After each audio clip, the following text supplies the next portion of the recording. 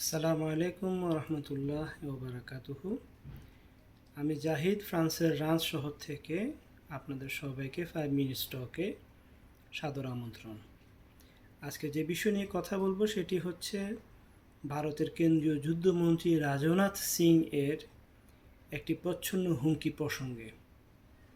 গত কয়েকদিন আগে ভারতে সংগঠিত হওয়া ঊর্ধ্বতন সামরিক কর্মকর্তাদের মিটিংয়ে ভারতের কেন্দ্রীয় যুদ্ধমন্ত্রী রাজনাথ সিং তার সামরিক কর্মকর্তাদের বাংলাদেশ পরিস্থিতি বিশ্লেষণ এবং বিশেষভাবে যুদ্ধের জন্য প্রস্তুত থাকার নির্দেশ দিয়েছেন।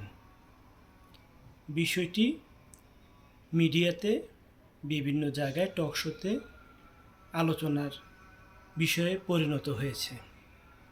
আমাদের পররাষ্ট্র সচিব, পররাষ্ট্র উপদেষ্টা থেকে শুরু করে সরকারের বিভিন্ন কর্তা ব্যক্তিরা বক্তব্য দিচ্ছেন এবং তাদের বক্তব্যে বিষয়টি হালকাভাবে নেওয়ার আভাস আমি দেখতে পাচ্ছি। ভারতকে এবং ভারতের এই চক্রান্তকে হালকাভাবে নেওয়ার কোনো সুযোগ আছে বলে আমি মনে করি না। রাজনাথ সিং কোনো রাজ্যের মুখ্যমন্ত্রী নন এবং কোনো রাজ্যের স্বরাষ্ট্রমন্ত্রীও নন। তিনি ভারতের কেন্দ্রীয় যুদ্ধমন্ত্রী এবং ভারতের নীতি নির্ধারকদের একজন। তার কথাকে হালকাভাবে নেওয়ার কোনো সুযোগ নেই।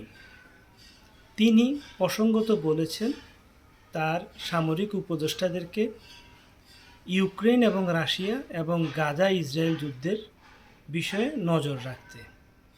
এ দিয়ে উনি পক্ষান্তরে একটি হুমকি দিয়ে রাখলেন যে রাশিয়া যেমন দোনেস্ক এবং ক্রিমিয়া দখল করে নিয়েছে, ইউক্রেনের একটি স্বাধীন সার্বভৌম রাষ্ট্রের একটি অংশকে তার নিরাপত্তার হুমকি কারণ হিসেবে দেখিয়ে এবং বিশ্ব জনমত তাতে দ্বিধাবিভক্ত হয়ে গিয়েছে এবং অনেকের অনেক প্রতিবাদ উপেক্ষা করে রাশিয়া তাদের দখল এবং জবরদখল টিকিয়ে রেখেছে। অনুরূপভাবে বাংলাদেশের পরিবর্তিত পরিস্থিতিতে ইন্ডিয়ার স্বার্থের যে ব্যাপক আঘাত এনেছে, এটি তাদের কথাবার্তায় উষ্মা এবং ক্ষোভের বহিঃপ্রকাশ আমরা দেখতে পাচ্ছি। তিনি তার সেনাবাহিনীকে অ্যালার্ট থাকতে বলেননি, সতর্ক থাকতে বলেননি, প্রস্তুত থাকতে বলেছেন।